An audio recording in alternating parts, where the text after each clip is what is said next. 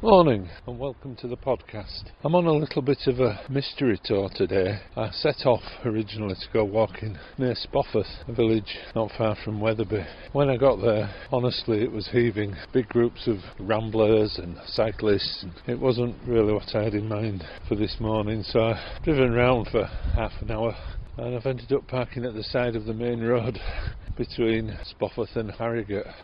I've had a quick look at the map and I'm probably going to walk up towards Knaresborough and then back round by a rocky outcrop known as Plumpton Rocks. I've begun though by making a quick escape from the road into a field and then around the perimeter of some woodland called Brownhill Wood. It's got a big sign up at the side of the road, woodland for sale. It seems to be a mixed beech and conifer plantation. But it's very pleasant.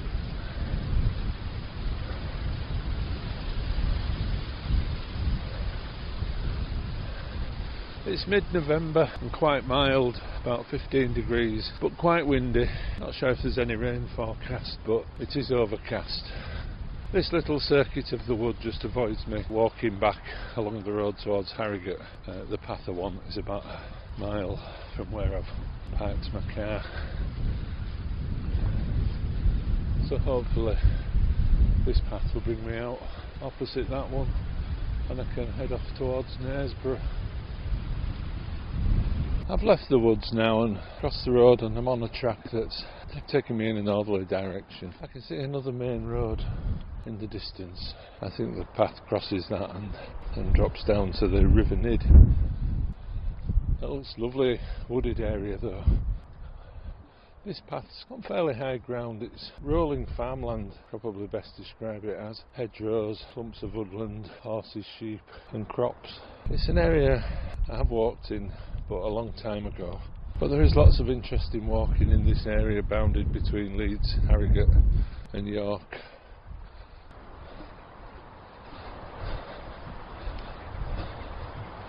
I did walk through the woods and it was very pleasant, but I got the feeling I might have been trespassing and I'm never too keen on that. I eventually came across a cliff which dropped down into a quarry. It looked as if it was being used by somebody, so I thought it best to leave. I've just been puzzling about the road that I'm on. On the map it's shown as a bridleway, but once you start walking on it you realise it is actually a road, a lane in each direction, white lines down the middle, and it still has the cat's eyes, those things in the UK that are set in the road and have a small reflective piece of glass at road level so you can see the lanes in the dark.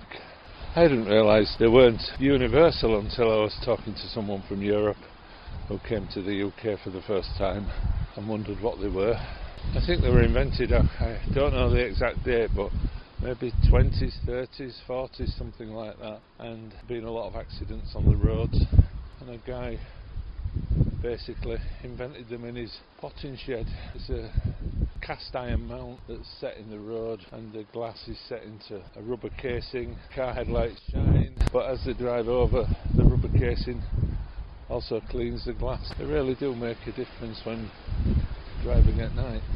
Anyhow, back to this road. I think the road I can see in front of me, the main road, is fairly new on the grand scheme of things, and I think this must have been the road before. Now here it is, given over to pedestrians, cyclists and hikers.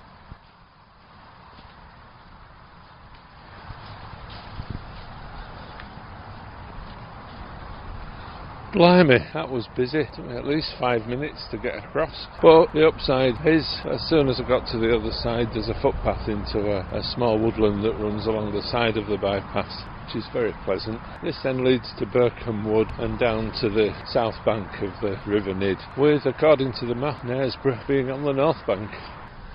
The path here is a brown mosaic of silver birch leaves. They often, I think, are the trees that they plant at the side of new roads. They do call them a pioneer species because they're established so quickly, short-lived but soon give good cover and then allow other longer-lived species to take hold. But this path is It's gorgeous.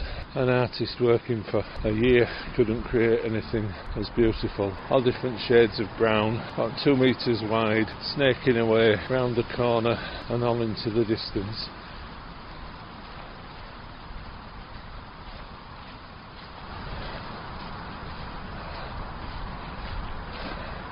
I'm away from the road now, skirting the edge of Birkham Wood as the path has begun to descend into the Nidd Valley. I can see Knaresborough in the distance, and I can make out the outline of the steeply sided wooded valley.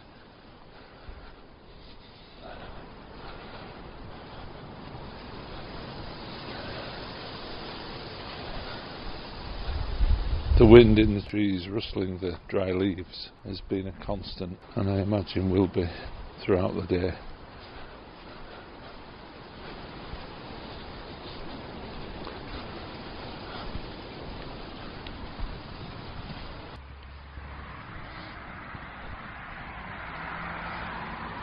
Well, that was unexpected. The lovely woodland path that I was on ended, and I found myself in quite a large holiday park filled with identical green caravans set on the slope going down to the river. I've just reached the end of the park and I'm back at the bypass, the footpath down by the side of it, I think, that takes me down to the river. There's some nice views from that end of the park over the Vale of York towards the Hambleton Hills. Not such a good view for the caravans because between the view and them is a large industrial estate with warehouses and factories. Anyway, I'm back at the road.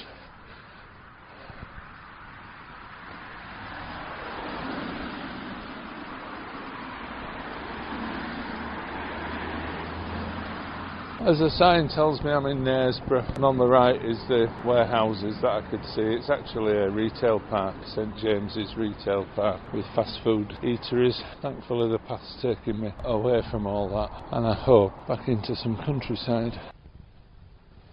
I've reached the road bridge that leads up into Knaresborough, but I've turned left and I'm on the south bank now of the River Nidd. It's very narrow at this point, quite deep and fast flowing, dark brown waters set amongst the trees, the banks covered in leaves and vegetation.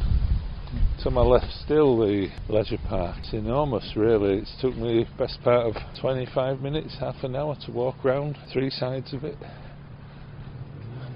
The footpath sign by the bridge tells me there's a trail called the Knaresborough Round, which I'm now on, and the first time we've visited the River Nidd on the podcasts, which, like a lot of Yorkshire's rivers, starts high in the Pennine Hills and flows through Petley Bridge, Harrogate, Knaresborough, and then joins the River Hues maybe 15 miles downstream from here in the Vale of York.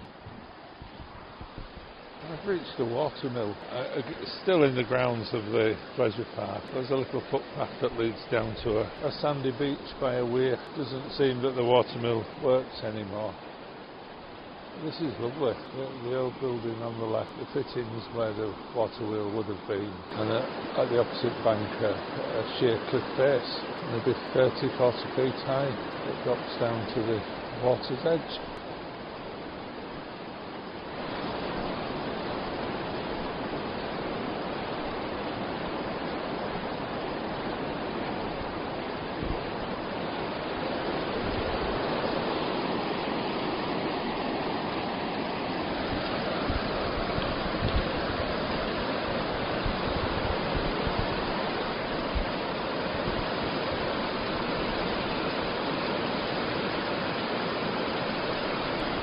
Further upstream there's a beautiful weeping willow that's hanging right over the water's edge, and then coming down towards the weir there's the beach. The banks of the river there are more gently sloping, but once it reaches the river there seems to be this wall of sandstone. It still has trees growing out of it, covered in vegetation, and in places the water's undercutting it by several metres.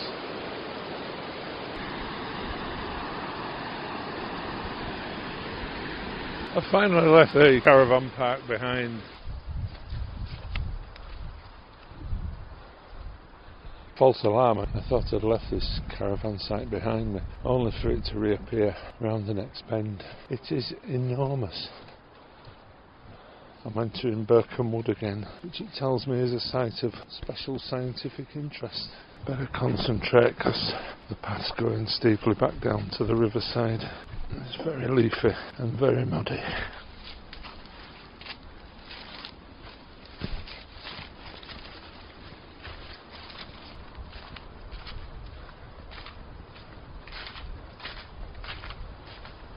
Now I'm down at the riverside and it's absolutely gorgeous, very still, hardly any sign of the wind that was higher up, except a little rustling in the trees. The water here is very slow flowing before it reaches the weirs further downstream.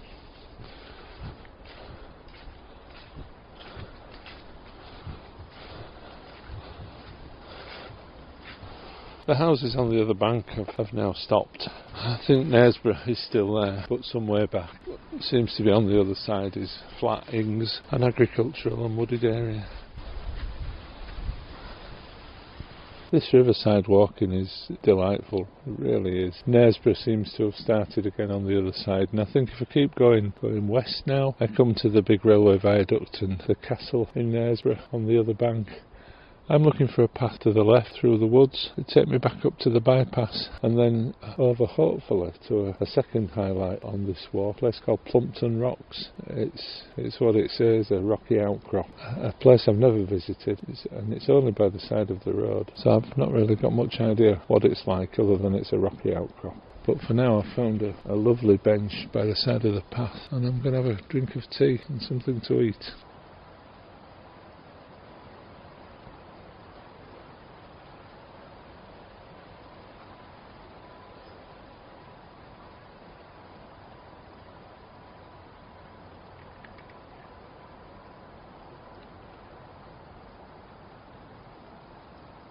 I've turned left now away from the riverbank, steadily climbing up through the woods, and straight away the wind that's been there all the time is back. It was so still down by the river. I'm now on a path skirting the woods again, open countryside on my right, the woods and the valley on my left. That was a lovely climb out of the valley, across a broad, at times steep, open pasture land. The weather's changing, there was a little bit of broken cloud this morning, not much, just a bit of blue sky. That's gone now, and the sky's getting ever darker, with those very fine spots of rain in the air. Still warm though, 15 for mid-November. I'm back on the path just for a short distance that I followed this morning. Instead of following the path through the silver birch trees, I'm now at the bypass. I'll go straight across. There's a series of paths through woodland, through farmland that take me back to my start point eventually. But hopefully on the way I should get to visit Plumpton Rocks. Let's see if I can cross this road any quicker than I did this morning.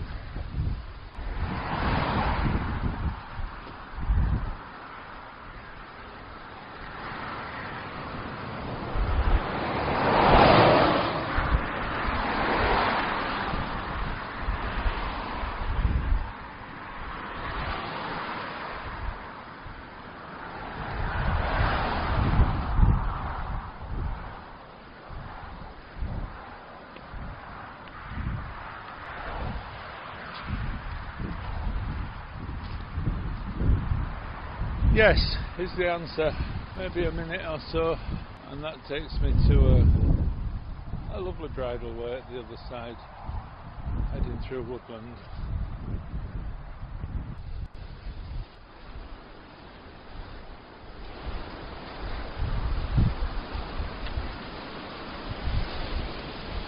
I'm now walking between two hedges, and the woodland to the left has got high bracken that's now turning brown, soon be gone for another year.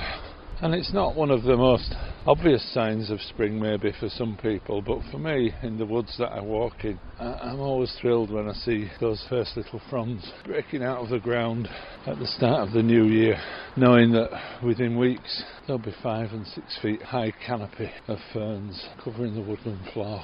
I think I can see the woods I walked in this morning about 2 miles in the distance, and it is just starting to rain. Still 15 degrees though, so I can't complain. Looks like there's a military helicopter coming from the north.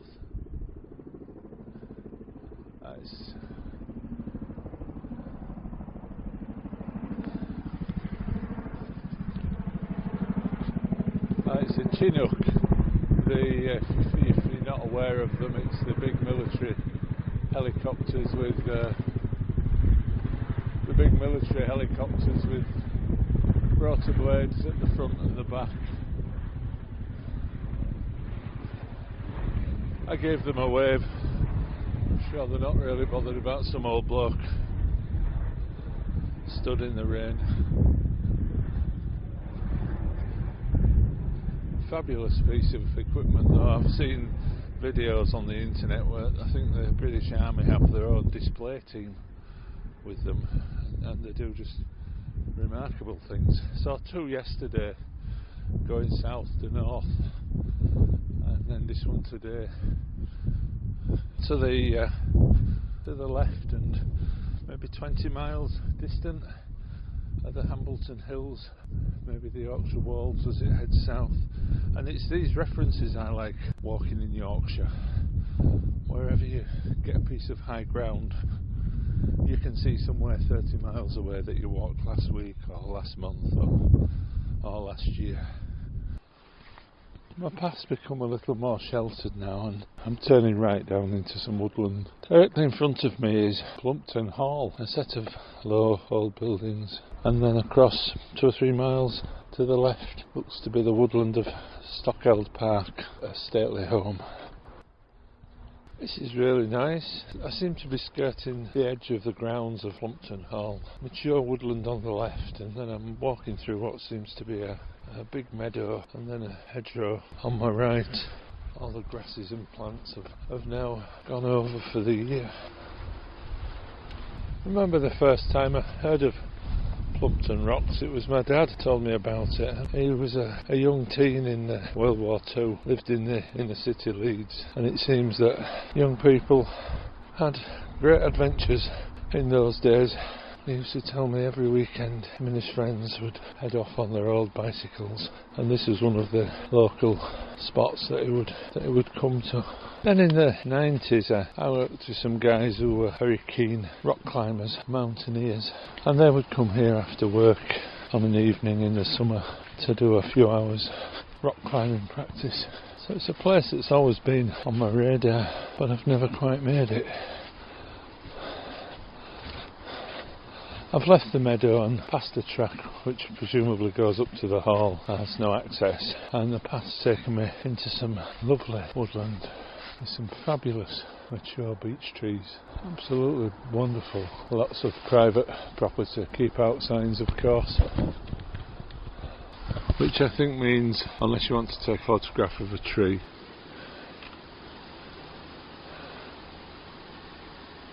I've passed through the woodland out into an open field, and from being at the back of Plumpton Hall, I'm now at the front. It's a building made of stone, low, 2 stories, with like a hexagonal tower above an archway in the middle of it, and it's an L shape. There's the front, and then to the right is another wing. I've passed through all the farmland, and I'm heading down a little lane back to the Weatherbitter Harrogate Road, back to my start point. I reached, I think, what was the entrance of Plumpton Rocks. Closed. Not sure why it's closed, but there's always another day.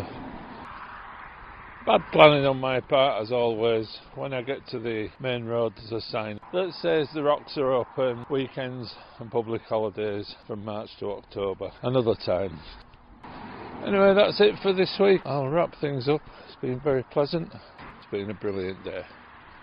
So if you can, tell your friends about the podcast and do join me next time. Thanks for listening. Cheerio.